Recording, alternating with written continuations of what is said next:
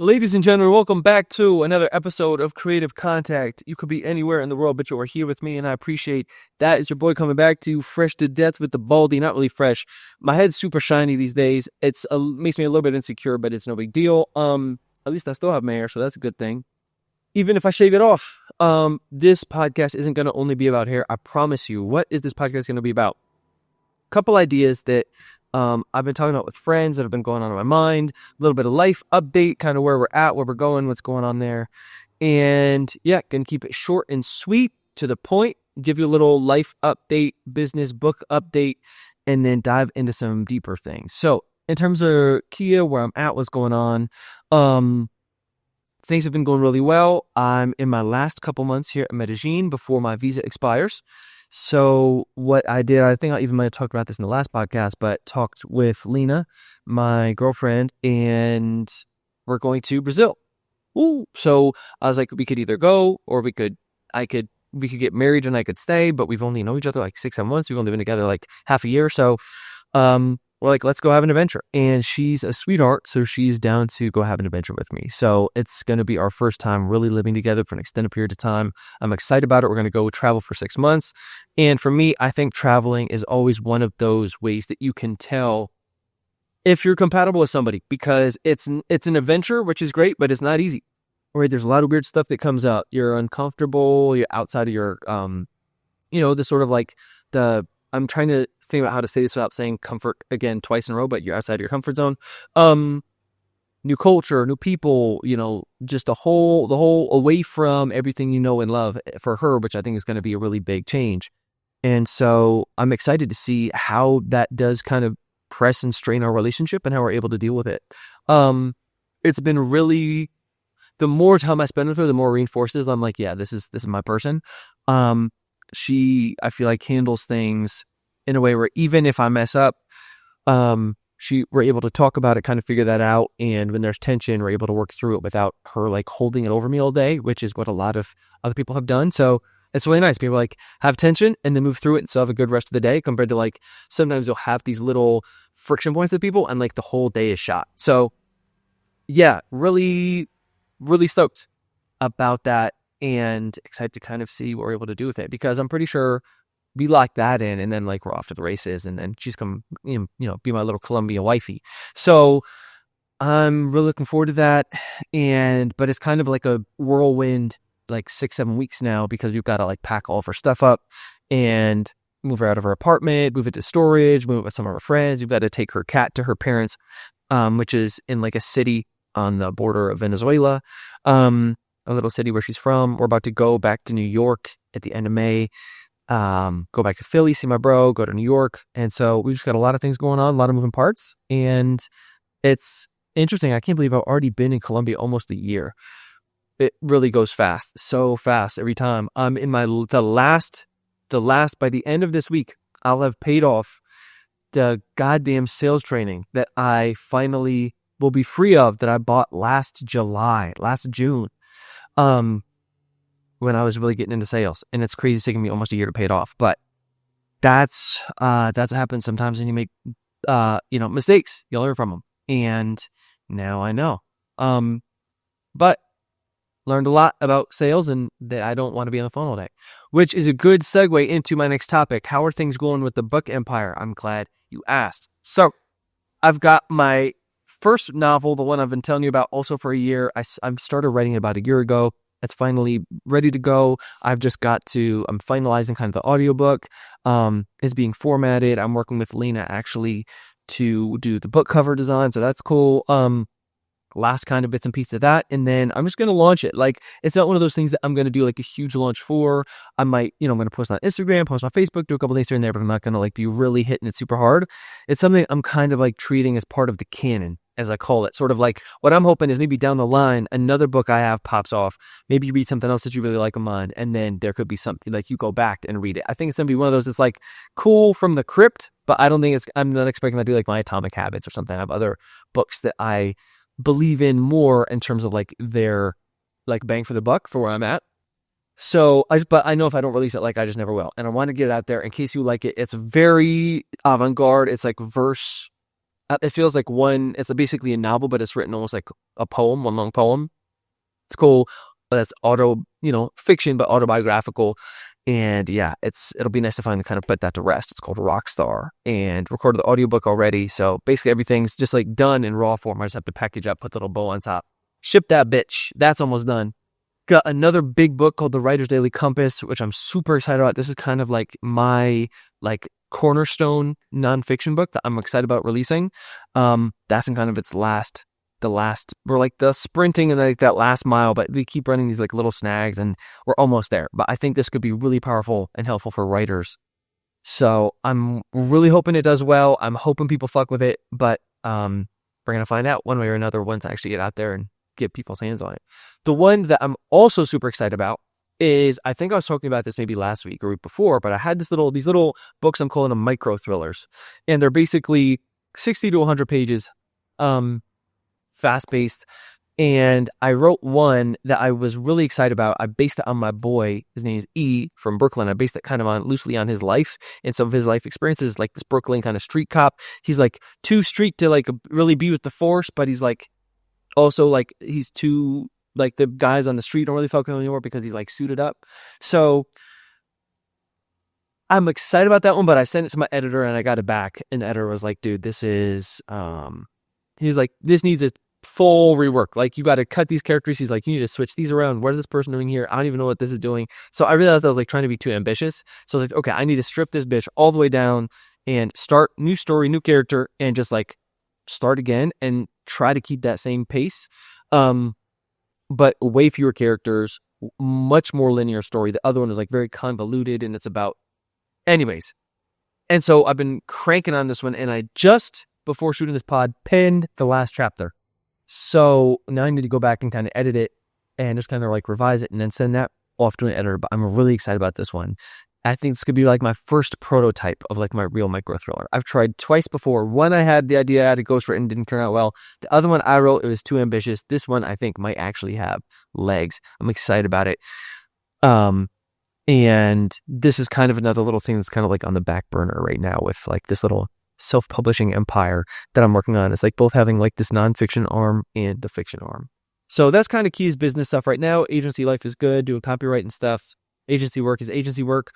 Kia and Kia's life, I've been battling mentally with myself for the past 2 months now with this goddamn shoulder injury. It's driving me up the wall, and it like really is crazy when you think about, I love that phrase. It's like the sick man only wants one thing, like, or it's like the normal man like wants everything, like the sick man only wants one. And it's like when you're in pain, it becomes so glaring that like that's the only, like you become super focused on. It's like the one thing you want to fix because it's always there kind of like nagging at you. And so yeah, I've been like balls deep in like the latest research around tendon repair and all types of shit, and it's getting better, which is cool, but like very slowly, and still pisses me off to be like, I want my body back. You know, I feel like I can't do shit. I can't like pick up groceries. I can't like reach into the overhead, or not overhead, but just like reach up, put things or take things from the cabinet, like the overhead cabinet without hurting. Like, it's just a bitch, man. Getting old is not fun. But so it goes, doing my rehab, taking my, 15 grams of collagen with, 1,000 grams of vitamin C in the mornings, making sure I'm getting as much, doing everything I possibly can to heal this bad boy up. So if you're going through some sort of physical adventure out there, pain, tendon repair, tendonitis of any sort, know that, bro, I feel you. I might as well be a physical therapist at this point. So that's kind of what's going on, Kia, life, love, work. In terms of concepts that I wanted to talk to you about, these are some things that I've been talking about, that these have come up with conversations with friends recently that I thought was really cool. And this one was from a conversation I had with a friend who recently came here from JMI. Her name is also Lena, not my girlfriend, but we were having this conversation at dinner last week, and it was about this idea of tension as a resource. Not in terms of like, obviously, we all know that it's like what you spend your attention on is really important. That's like the same as like time is a resource. The most valuable thing is like your reality is what you pay attention to. But what she was talking about is attention that you give people. Meaning, I've always thought about attention in terms of like who's trying to take my attention, whether it's like notifications or apps or push notifications. Like, I don't subscribe to newsletters. I I don't follow anybody on social media. Like, I don't like shit pushed at me. Like, I'm trying to keep my focus mine, my attention mine. But what she was talking about was our abundance to give attention as a resource, which I just thought was a really powerful idea I'd never thought about before. In terms of, we think about, say you're a millionaire and you take somebody out to a nice dinner. You're like, of course, I've got this. This is on me. Boom. You spend the money. It's like nothing. They're like, the other person is like, oh, that's cool. Maybe because and you treat it as like not a big deal. It's like not a big thing because you have so much money. The friend or whoever you took is like, oh, I know that I can now get good meals from this person for free because they just paid for it. It's like not a big deal. And I've never thought about it like that in terms of the attention that you give to people, treating it the same way you would like money, where I think if you give attention to people, and this is what my friend Lena was saying, they start to expect it in a way. And if it comes easy to you, you also devalue it. I think that's often how we work as humans. It's like the things that kind of come naturally to us, we tend to not recognize as valuable just because it comes so easily to us.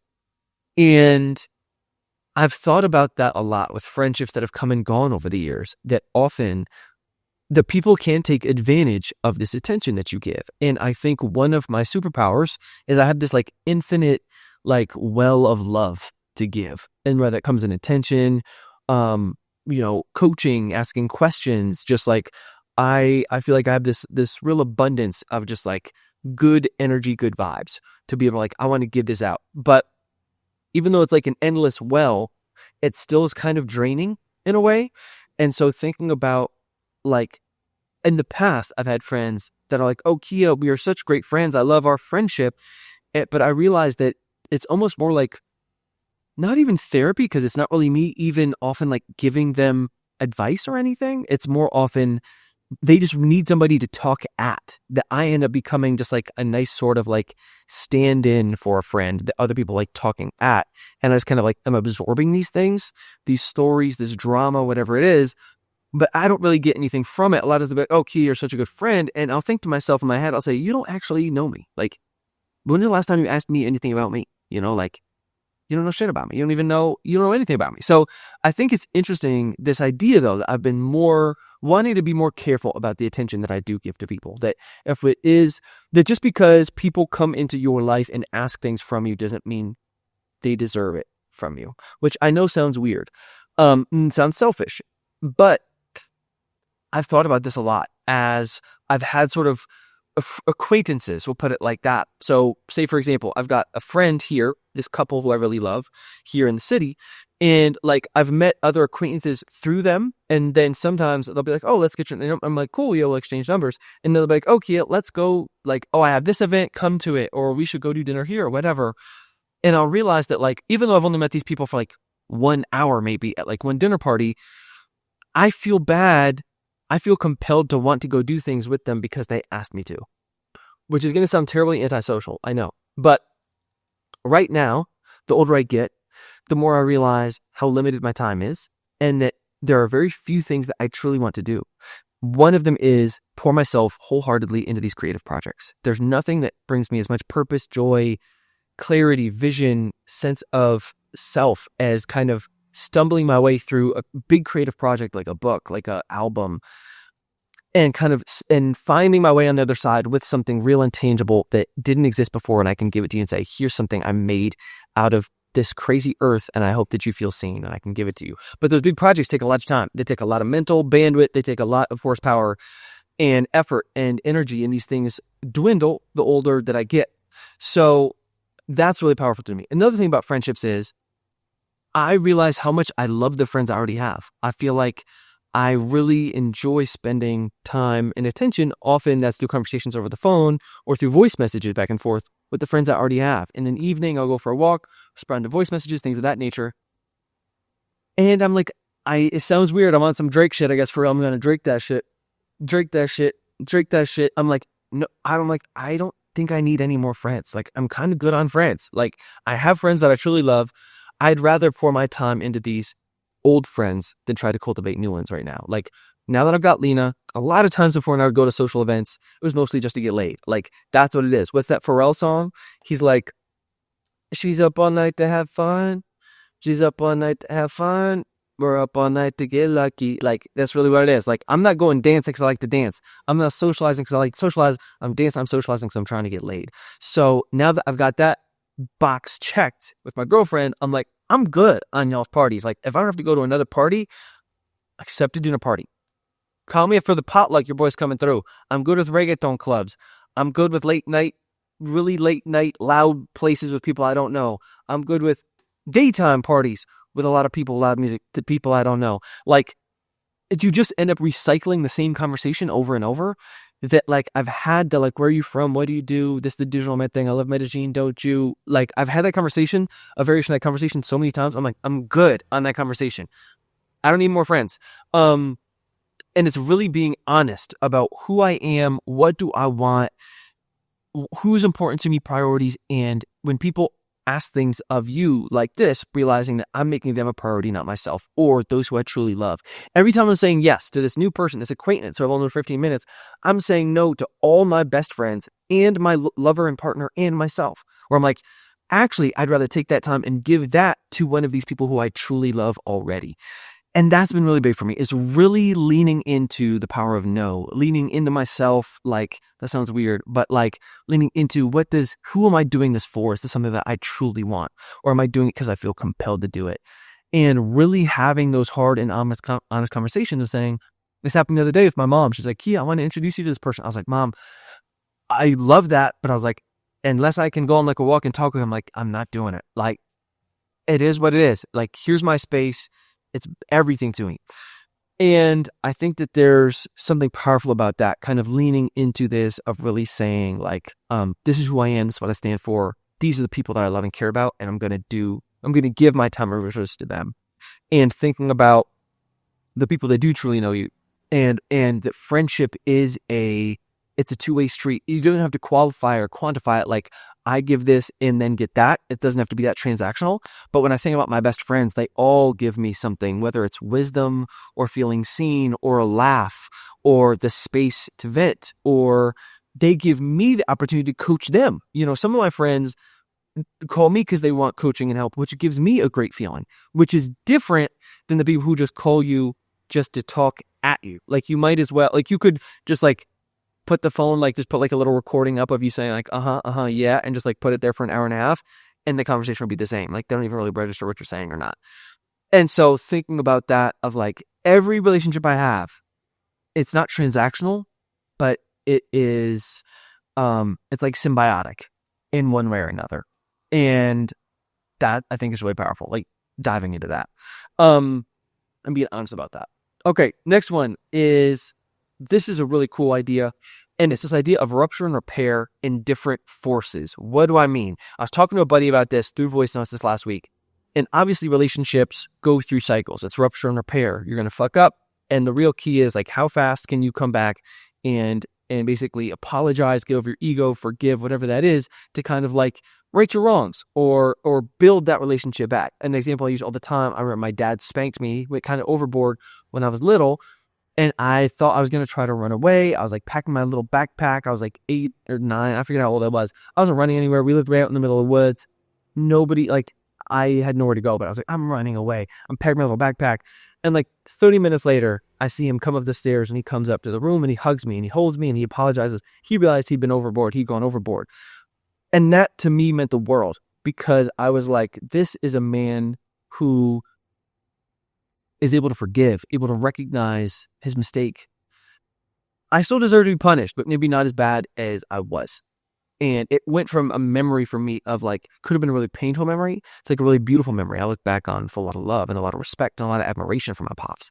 And so I think when I think back on things like that, and as I think more about this rupture and repair cycle, is that rupture and repair come in kind of, that are always in equal and opposite measure, meaning you can have a really intense rupture, and if the repair isn't as equal in force, it might not heal the whole thing. Like being spanked, not the biggest deal in the world. My dad coming back obviously kind of healed that. It was still an intense experience. Obviously, I'm still talking about it to you right now, but it's like not like a family member dying, something violent, something like abuse, something like that can linger with you for a long time. But basically, the whole point is also the speed of the repair to the rupture.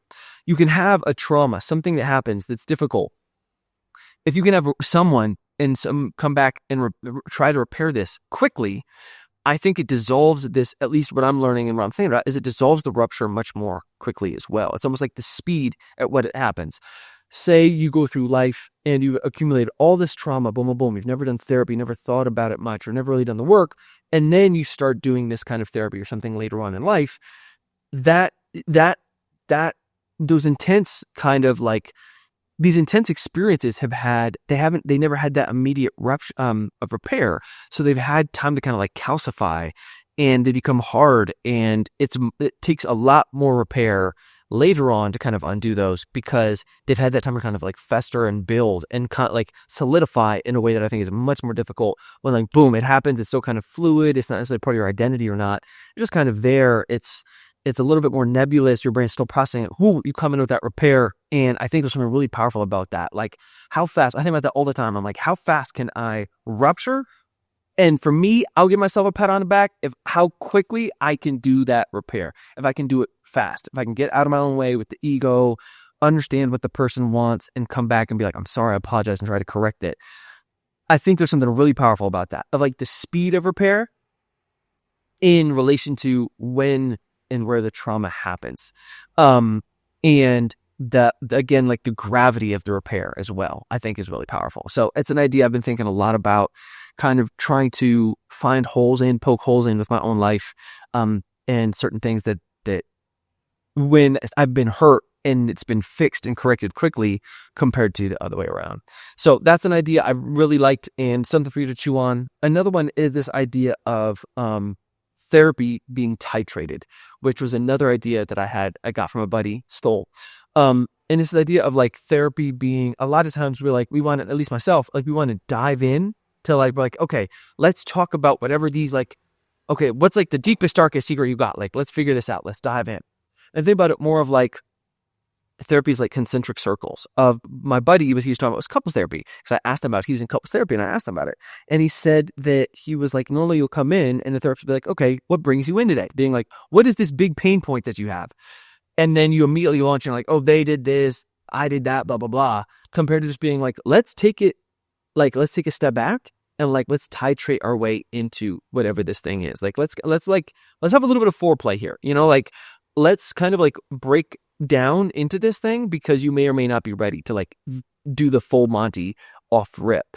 And I think that that's a really powerful thing, especially in this culture of like therapy's really having this like upswing right now. Like have therapy, talk to someone, and you want to like dive in to things that are almost like super personal, super deep. Listen, that's key. I'm like, fuck the small talk. That's my type of style. But how can we maybe drill in to the sides, to angles outside of it, maybe kind of see how this ties in?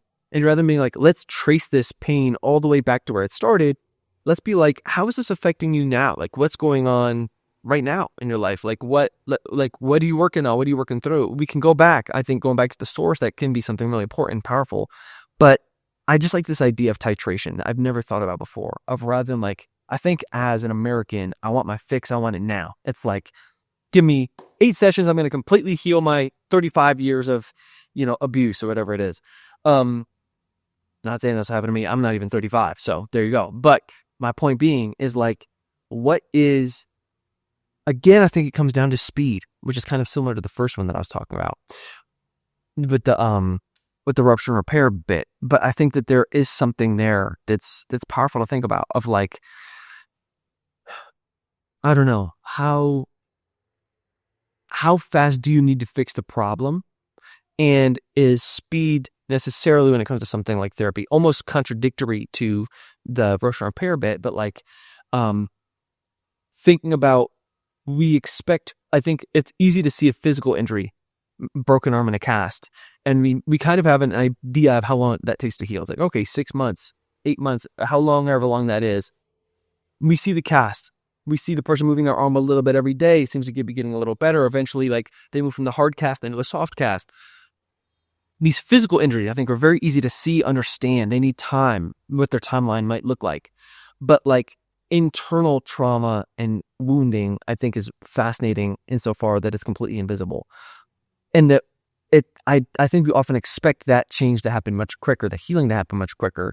That like a lot of these, if you get like, subsidized therapy sessions, they'll give you like 10 to 12. You know, if you're doing like one a week, that's like what, 2-3 months. It's like, here's a lifetime of pain. You need to fix it in like 3 months.